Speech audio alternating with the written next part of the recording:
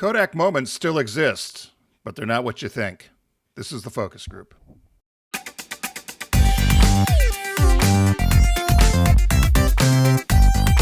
They're all business, except when they're not. It's the focus group with Tim Bennett and John Nash.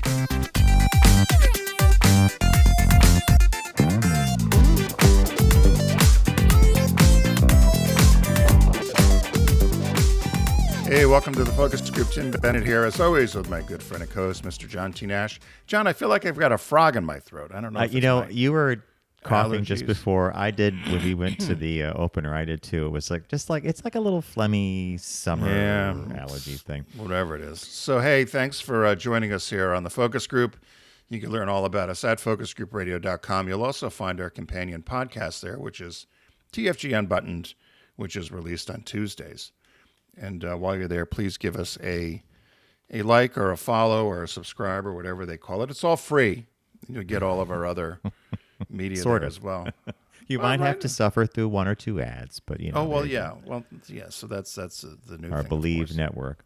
Hey, Bob and I were listening to the show in the car on the way home the other day, and we got to the part where you and I were talking about your stint, brief though it was, as a vacuum cleaner salesman. Yeah. Bob could not stop laughing, especially when you said at the end of it, our friend's Marianne, our friend's parents, her mom and dad were just fantastic, and Bob knew them. So when you said, I said, what was Mr. Candido doing? You're like, oh, I was just sitting there very quiet. And at the end of it, give me a call down at the plant.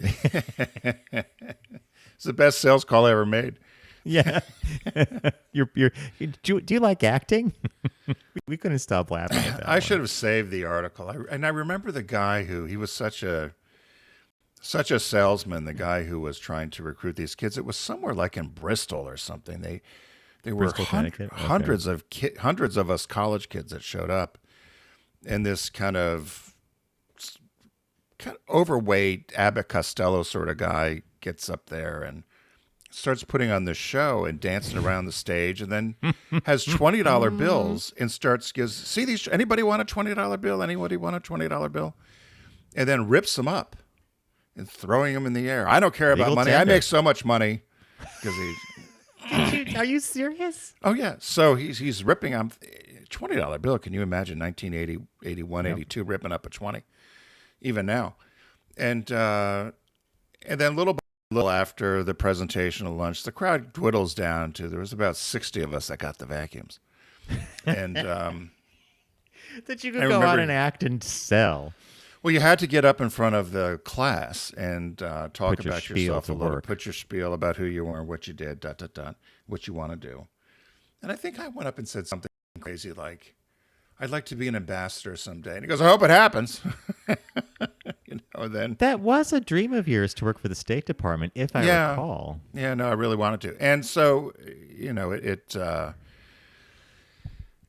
I don't think I would have survived. It was an expensive product to try to sell. It was about a $300 product, which is probably now about $1,000 or. Yeah, we're talking about melee, levels of a vacuum. Like most people bought a Hoover upright from or Electrolux stores. If you had some Electrolux, exactly. Yeah. So, hey, did you see the two things over the weekend I laughed about? We didn't include them in our podcast, but two funny. Well, I should say funny, but El Presidente, he was going to take away the citizenship of Rosie O'Donnell. I saw that. Because she's now living in Ireland. And then the most cringy part of this, and I have always said, I always hope our presidents are smarter than me or smarter than most people, or at least aware. But the moment when he asked the president of Liberia, when they had all leaders of African nations in for the economic summit, and Trump asked the leader of Liberia where he learned such great English. It was embarrassing. It was embarrassing. When that is, obviously Liberia was founded by former slaves of America, and they went over and founded Liberia in the country. English is the language. Where'd you learn such great English? And at home in the country. It really exposes that whole underbelly of MAGA where, not aware. Take a truck driver off the road because they don't speak fluent English, but they speak great Spanish. Meanwhile, in every European country that I've visited, and you know this, a lot of these folks can speak 2 or 3 languages. They Right. speak their native language. They also learn English as the international language of business. I think you and I have talked about this a number of times. So a foreign person speaking beautiful English is not uncommon. It's not like an anomaly, right? Well, and it's the language of the country. That's the Country. official language is English. Yeah. It'd be no different if it was one of the members who spoke French. And where'd you learn French? So that's our language is French.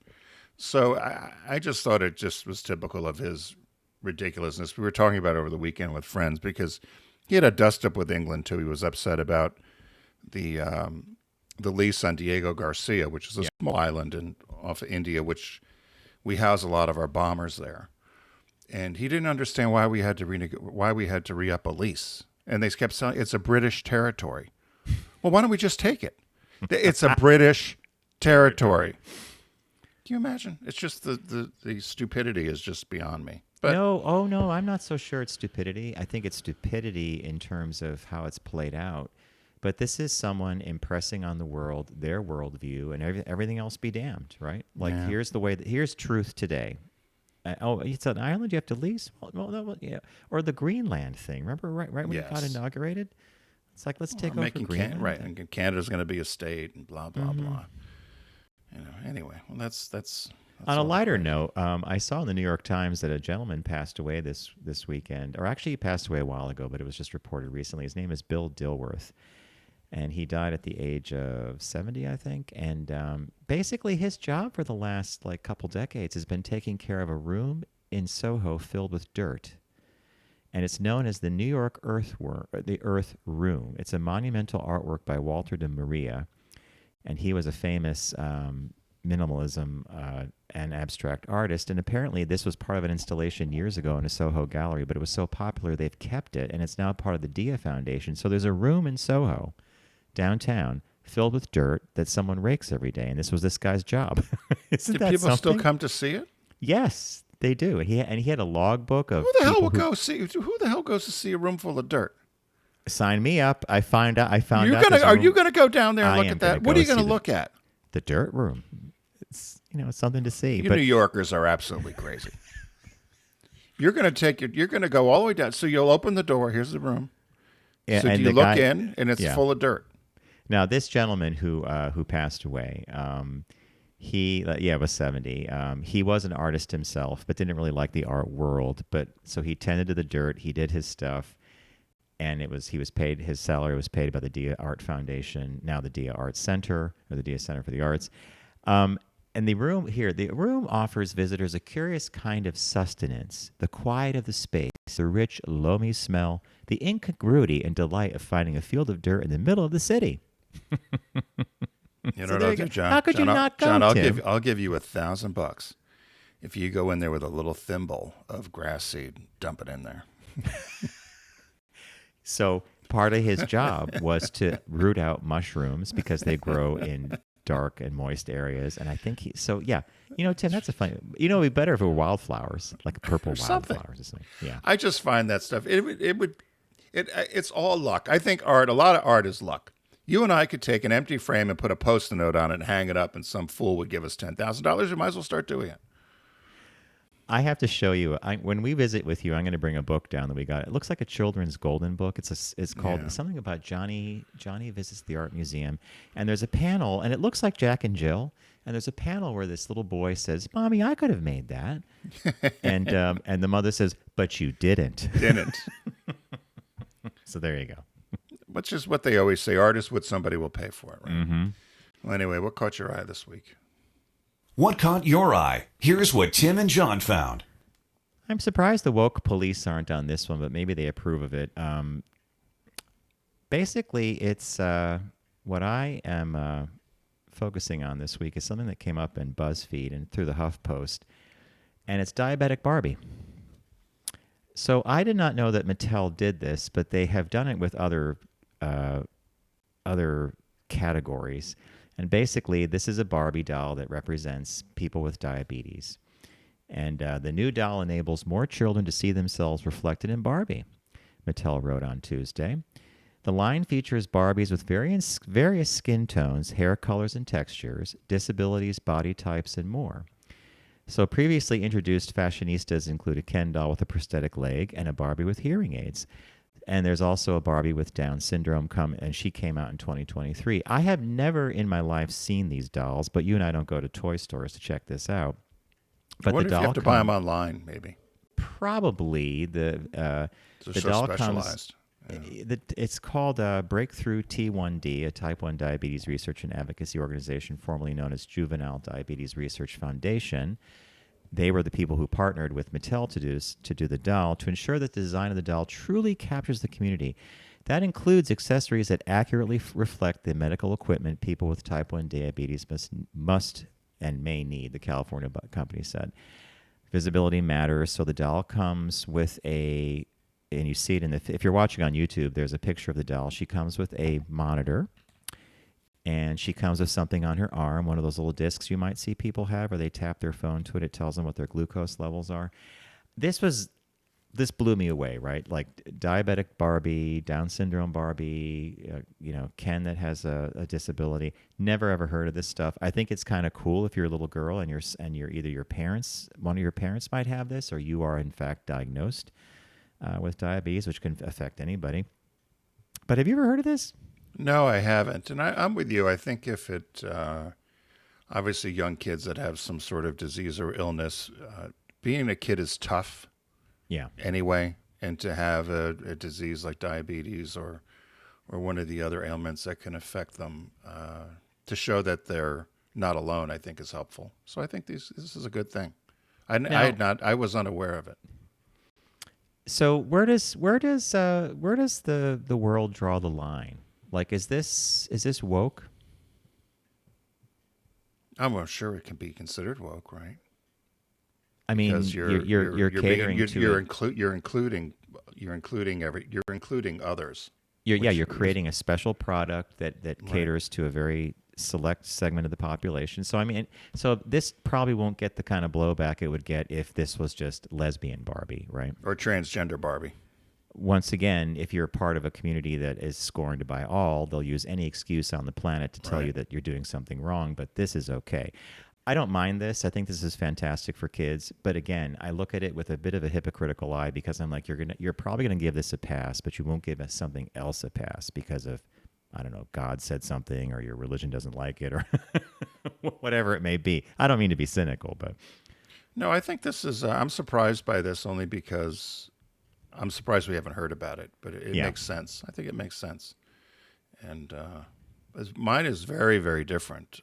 Yeah, as it always is. What did you come up with? My headline is, Woman Says NBC News Report Helped Her Recognize Liver Damage from Turmeric Supplements. So there was this woman named Katie Mohan, and she saw an Instagram doctor on the screen talking about the benefits of taking turmeric for inflammation and joint pain relief. I've seen the same thing. I did similar to what she did, although I didn't do it to the extreme, because I had a lot of joint pain and inflammation with my knee and my back.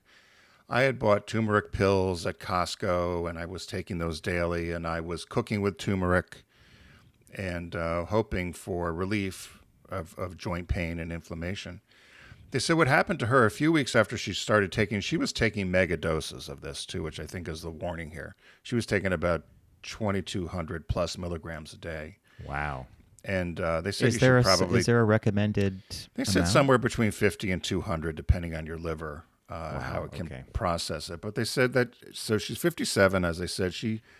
After a few weeks of taking all this turmeric, she started getting stomach pain, nausea, and fatigue, and she just didn't feel well. She couldn't figure out what was going on. She also started drinking a lot more water because she noticed her urine kept getting darker and darker. And she didn't connect it to the turmeric quite yet until she saw this report in NBC News that said there was a growing rate of liver disease from herbal supplements, and particularly turmeric. And so this light bulb went off, and she said, wow, all of these symptoms they're talking about are very similar to what I'm feeling as well. So she had gone to the doctor, and she was, they said she was taking, she's 150 pounds, and told the doctor she was taking 200 milligrams of turmeric daily. And when she went to the urgent care, they did blood work on her and found out that her liver enzyme levels were 60 times higher than the normal limit. Wow. And so they immediately admitted her into the hospital and transferred her to Langone in New York City. And they said that she got there just in time. She was one step before full liver damage, liver failure, and would have required a liver transplant. Oh my God, a transplant even, right? So they put her on an IV for 6 days, tried to flush out her system. They said the liver is an amazing organ. It will regenerate itself. Yeah. And so they were able to get her liver under control.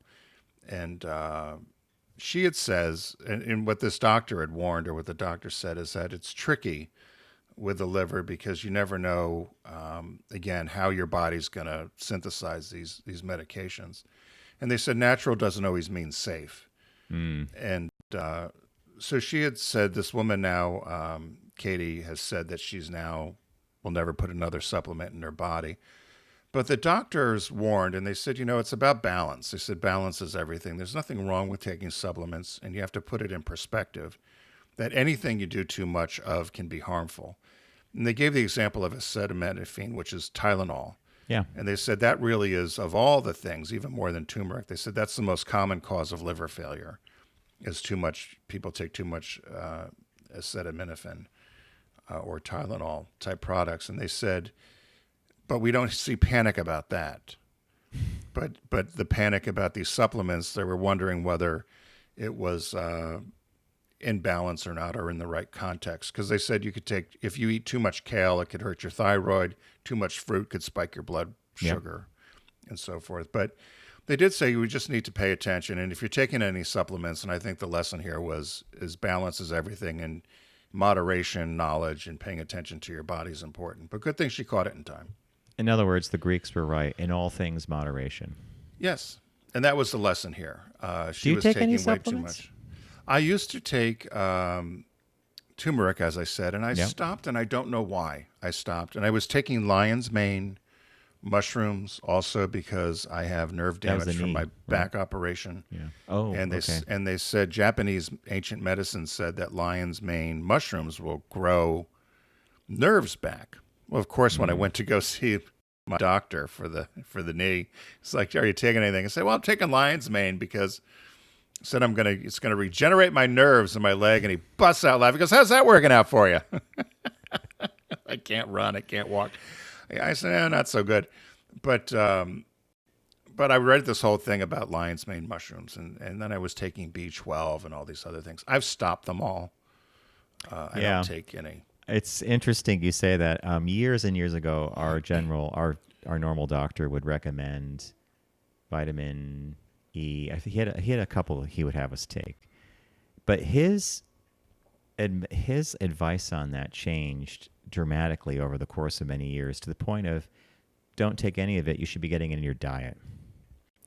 You should be getting, with the exception of vitamin D, which I think some people have a deficiency in. And, D is usually gotten from being outside in the sun. It synthesizes. So I'm glad you mentioned that. I do take a vitamin D pill because my vitamin D was very low. And I think Bob does too. And I think he takes a B. But, our doctor was like, no, you don't need this. If you eat fruits, vegetables, correct diet, you're getting your stuff. So we had Diabetic Barbie, which is great for kids to relate to, etc. And turmeric Katie. And turmeric Katie. I just want, All right, there you go. We're going to take a quick break, and when we return, we have, of course, the signature part of the show, which is Tim's business birthday. Tim, I wonder if we should call it Tim's business birthday. It's the business birthday. It's the business birthday. Business birthday, and we do have an article that we found for Shop Talk about Kodak, of all things. So stay with us. We'll be right back after this break.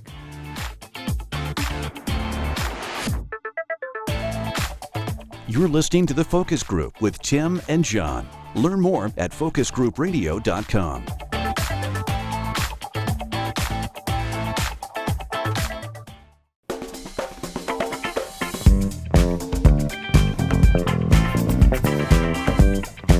Now back to The Focus Group with Tim and John.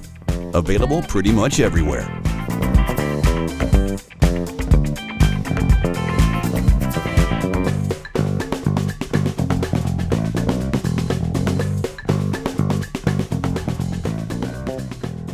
Hey, welcome back to the Focus Group.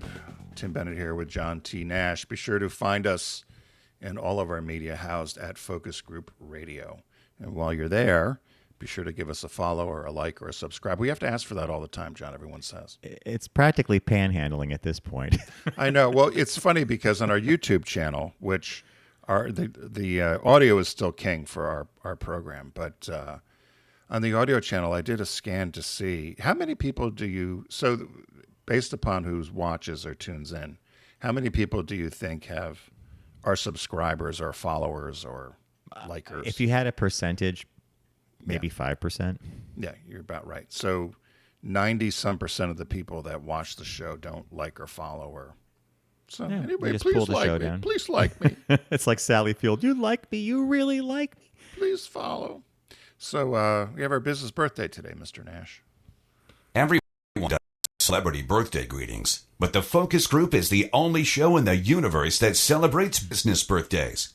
As Mr. Millar would say, your friend and mine, John, Orville Clarence Redenbacher is our business birthday today. Born July 16th in 1907.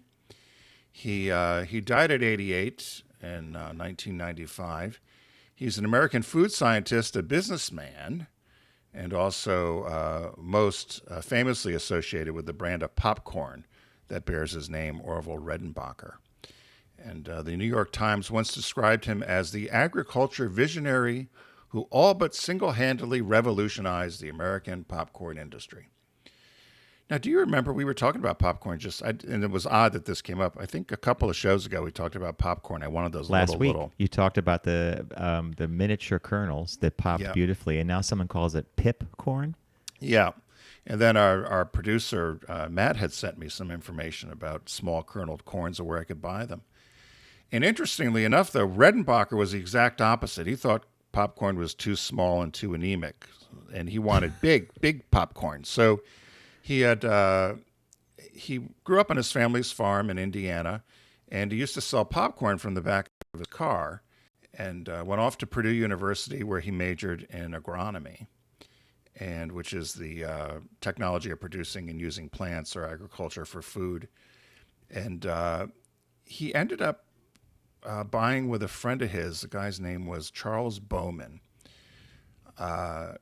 When they got out of college, they bought this George F. Chester seed company. And it says they tried tens of thousands of hybrid strains of popcorn. So they worked in fertilizer, they worked in other sort of things with the seed company. But what they were really trying to do is figure out how they can make the best popcorn or find the best popcorn. And so they settled on this hybrid strain of popcorn, and they called it Redbow. And just simply because his name was Redenbacher and the other guy's name was Bowman. So they came up with this. That's They how came up with this, right? Yeah. They came up with this popcorn called Redbow, and it actually was 40% bigger than popcorn at that time. So when you would pop, something would pop. Yep.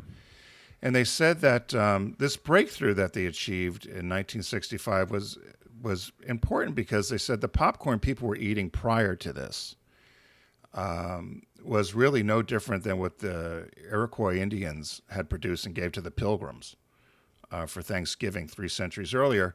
And they said in that variety of popcorn it remained unchanged and traced back to over 5,000 years ago. So they said that this popcorn that Redenbacher and Bowman came up with expanded popcorn size and came up with a fluffier product that they called a snowflake, really revolutionized and took over the whole popcorn industry and totally changed it. And so they didn't know what they were told, that this was just going to be a regional thing. So they were selling popcorn out of the back of their car going around in the Midwest. Yeah. And they decided to hire a PR firm out of Chicago, and they paid $13,000. And Which back then is not cheap, right? right, and they were calling this popcorn Redbow popcorn or whatever. And the ad agency, and I kept trying to find their names, and nobody knows. Even AI couldn't quite pin down who gave the advice. But it was a one-time fee. And the agency said, you can't call it Redbow. You are, and if you look at Orville Redenbacher, they said you've got this unique, folksy name. You've got this bow Got a tie. bow tie. Almost kind of the Pee Wee Herman of popcorn, right? Yeah. So he kind of had this look about him. And they said, you need to call this, rebrand this popcorn and call it Orville Redenbacher's gourmet popcorn. The other thing was this popcorn cost about 2.5 times more than regular popcorn at the time. So they said, if you want to do gourmet popcorn, you've got to be this character. We're going to put you on a promotional tour. You're going to do PR. And they started at the Marshall Fields department stores, downtown Chicago. And so within 5 years, Orville Redenbacher became the leading national popcorn product, which it still holds to this day, and is the dominant American popcorn brand. They have I believe it's over 60% of the... Wow. That's almost 40, a monopoly. Yeah, they said that the popcorn business is about $1 million business in the U.S. 45% of it is the microwave market. Redenbacher was against microwave. He didn't like it. He still liked the old standard. And but it's one of those stories again of somebody, he had an idea, he believed in it, yep. and this company gave them the idea to sell it as himself. They sold the company to a number of different larger companies starting in the 70s. It ended up with ConAgra, but they kept him on as spokesperson. So he would still almost have to. Yeah, he would still do the commercials. They said he was very charismatic. After he died, they said even in 2006, they're still using, or I haven't seen any, but they said they're still doing Orville Redenbacher commercials. And they're taking clips from the 70s and 80s commercials and adding them in to kind of update them. But they're using Orville Redenbacher. And they said 13 years after his death, they just released a commercial. They asked the grandson what he thought about it. And the Redenbacher's grandson, Gary, said, they said, how would your grandfather feel about them using his image in advertising? He said, Grandpa would go for it. He was a cutting-edge guy. And it's a great way to honor his legacy. Sadly, Orville, do you know how he died? No. Apparently, this is something that they use, and a number of podcasts talk about this. But he was in a hot tub. They don't exactly say what he was doing in the hot tub. He was in a hot tub. And they said he suffered a heart attack and died and was found after some time. Ooh. And he was cremated and then his ashes scattered at sea. This was September 19th, 1995. Died in a hot tub in his condo. I don't now mean to laugh. Is it because the hot tub is in there that you're thinking something was going on? Or maybe he was just taking a relaxing hot tub, right? Something was popping. But, yeah, what a way to go, right? You're in your hot tub, having yourself a good time, probably eating a bowl of popcorn. Possibly. I mean, if you suffered a cardiac event in a water situation like that, and then you go under, it's the cardiac event plus basically you drown, I guess. Get you a water situation. It's a water situation. Cardiac water situation, not good. Correct. Anyway, he's the guy who came up with a new strain of popcorn, which kept the industry alive. So, happy birthday to Orville Redenbacher. I like the name Orville. Oh, I still like the whole brand. When we were growing up, we were an Orville Redenbacher house. We used to be a Jiffy Pop for years. And then he came along, and it was decided that the gourmet was for the Nash household. Do you think anybody calls their kids Orville anymore? No. No. Do you know any Orvilles? No, it's like on the... Orville HBO. Nash. What about Orville Nash? Orville Bennett? No. Orville Nash? It's an old name. And, HBO's The Gilded Age, one of the main characters played by Carrie Coon is Bertha Russell. Bertha wasn't a popular name back in the day, but like Inez, Bertha, Orville, these are not names that are common anymore, right? When I was in college, I went to school with Ethel. Ethel's another name. And she was our age, and her name was Ethel. And it's an old name. Yeah. You hear it on Downton Abbey. Ethel. Ethel. Bertha. Yeah. Or what was it? The Prudence. Or Prudence, yeah. Some of those. There was one that began with an H I used to like, too. Hortense. If the fact what do you that call I her, remember Horty? that, yeah. Horty? I don't know. I wish I had a little more. You and I can't have any two more drier biblical names, right? Timothy, Tim and John. And what's your middle name? Thomas. And I'm Joseph. I mean, Yeah. where was the creativity? I often said to my mom, "What were you thinking?" John O. Nash, John Orville. I don't know. I like John Thomas. Although in England, a John Thomas is a cock or a prick. So there you go. Oh, really? Yeah, it's slang for, rip your John Thomas out. It's Whenever I was there, I had someone gave me a dinner That's party, funny. my friend Jonathan, and everybody was laughing. I want to welcome my friend John Thomas from the States. Like, why is everybody laughing? Someone whispers to me, "Oh, it's slang for a cock or a prick." Okay. Anyway, yeah, the Brits love them. Welcome to England. Yeah. The our shop talk this week, John teased right before we went to our quick break, involves our old friend Kodak, and it was also our opening tease. And the headline here is Kodak wants the picture of a dying brand is having a moment. And I'll summarize this quickly, and then we can talk about licensing or whatever. But in a very small synopsis here, in South Korea, there was a gentleman who has come up with the idea to license the name Kodak and open a number of retail establishments. I think he has over 100 of them, 123. And they're Kodak. We all know the Kodak logo from Kodak Film Company based in Rochester. And he is selling a clothing line, apparel line, and other items, non-film related, right? And it's caught on as a huge trend in South Korea with these Kodak products. And they were talking about how brand licensing for Kodak is growing in many ways, considering what they've lost so much money, which used to be a $19 billion business was down to less than $1 billion, which I thought was still impressive and pretty high, quite frankly. For the brand, yeah. For the brand, but that they're finding new life in licensing the name for non-film or non-camera related products, which I cocked my head and I thought, is there other brands I guess you could do this with? Perhaps you could, but this guy was pretty smart, wasn't he? Tim, do you remember, I think it might have been 2 or 3 years ago, there was an auction of brand marks and brand names. Kodak was not one of them, but there were other ones that you and I, Memorex, TDK, we were seriously looking at some of these, wondering, what do you do with a brand that's so well known? But it's like, so with Kodak, this is all Kodak apparel. In fact, you could Google Kodak apparel and you'll get an Amazon storefront, which is, I think, the front for this South Korean chain. And it's all the famous, like, Kodak film sold here, the logo with multiple colors. I saw someone on the train the other day that had a Kodak Kodachrome. It would look like a little box that the film came in. The article, besides talking about the life of this licensing agreement, which allows them to make clothing and sell products with the brand on it, they did go back and look at Kodak's history in Rochester, which at one point I think they employed 60,000 people out there. Yep. An 120-acre campus with over 200 buildings. Kodak was synonymous with, photographs, memories, and of course with cinema. And they, in fact, developed the digital camera, the technology behind capturing digital images. But you could kick this one around all you want, but the decision they made was, our business is film. Right. Let's stick with film, and we see what happened there, right? I mean...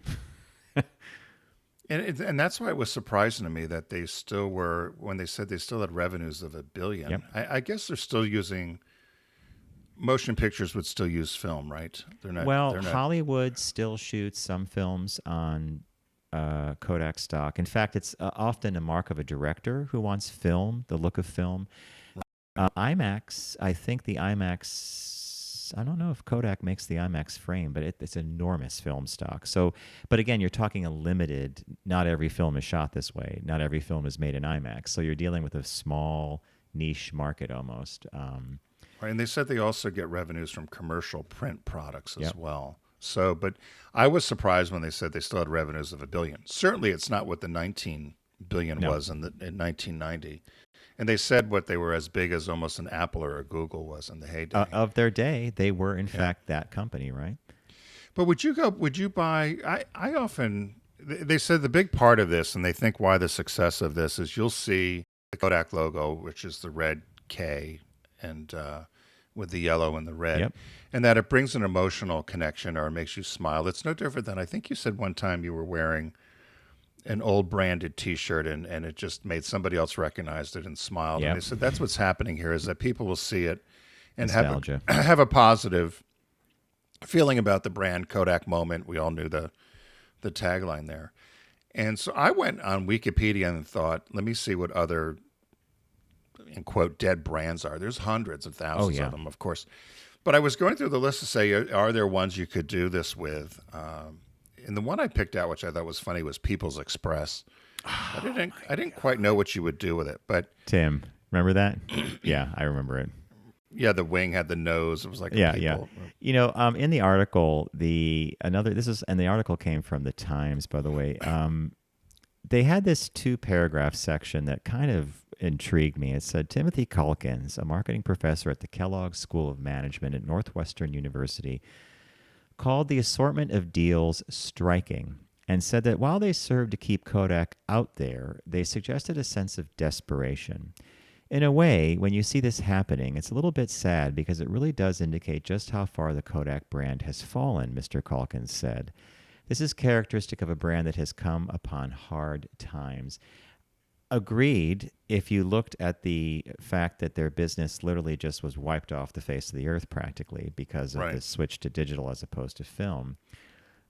I think that comment is a little snarky and it ignores decades of built-up love and affection for the Kodak moment. I mean, remember we used to get off the train at Grand Central Station? They had a whole wall that had that Kodak billboard. But he's also right at the same time, right? I mean, if your primary business was photographic papers and films, et cetera, and now you're licensing your logo for apparel in South Korea or a commercial product here in the States, it's kind of, the apple's kind of fallen far from the tree, right? Right, but they're making the best of a bad situation or bad decisions for the company to still have revenue coming in. They said the licensing accounted for quite a bit of money. Was it $20 million last year? Mm-hmm. So I think that's odd. Why would you leave that on the table? I thought, to me, this would be if you were a typewriter company. Remember the Selectric? Yeah. Or the Selectric. You can say all you want. People still love typewriters or like the nostalgia of it, but certainly nowhere near what they ever have the run of success that they had pre-computer age or digital age that we're in now, right? So what would you do if you were Royal and you could license your name, or you were Selectric and you could license your name for something else? Why not take the money? Right. So I disagreed with that a little bit. Yes, he's exactly right. They made some bad decisions. They doubled down on film, and life went away for Kodak as they knew it. But if there's still an opportunity to make money, why wouldn't you do it? Exactly. I agree. And I think that's what they're doing. And I like the nostalgia. There will be a point, though, where the logo has no meaning. You know, if you go 30, 40 years out, they can't still do that because it's no longer going to be attached to the Kodak moment or the memory of taking a picture with a brownie camera, dropping the film, whatever. It's just It'd be like going around with, what was that soda brand, Moxie? It'd be like, which went away in, 1912 or something. Boom. Gone. I don't know. That would be an assignment for you, John. You should go through this list of dead companies and see if you could revive it with something, right? What could you do? But you're right, and I forget you and I were considering there was actually some really good brand names that we were going to bid on for one auction. or two. I did go back. Was Jiffy one of them? The Jiffy corn bread, that maybe, was one. Something? Polar or Polar Bars, or I'd have to look at the. I have a saved because you and I picked 4, and I did go back and look at what they went for. They didn't go cheap. Let's put it that way. No. That's a problem. Yeah. Somebody Another train takes off from the station without us on board. Well, there you go, folks. With that, we're going to wrap up today's broadcast. I want to thank you for joining us. Another train leaves the station and leaves us standing there with our bags. With a ticket. We're supposed to be on that train. Sweating from running. We have the idea. As Tim likes to say, you have 3.2 million choices worldwide for podcasts. Of course, we could eliminate many of those because of language issues, etc. But we're so glad that you choose ours. We want to thank our partner here on the Focus Group, Deep Discount. You can visit their site by going to ours, focusgroupradio.com. Click on the Deep Discount logo and start your shopping experience. And while you're at our site, you'll learn about TFG Unbuttoned. That's our Tuesday podcast. So, in closing, with the summer driving season in full tilt, we want to say don't text and drive, arrive alive. And again, thanks for joining us, and we will see you next week here on the Focus Group.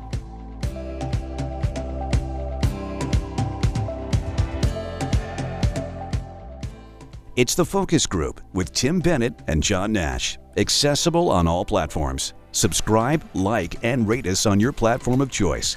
Learn more at focusgroupradio.com. That was a stunning focus group.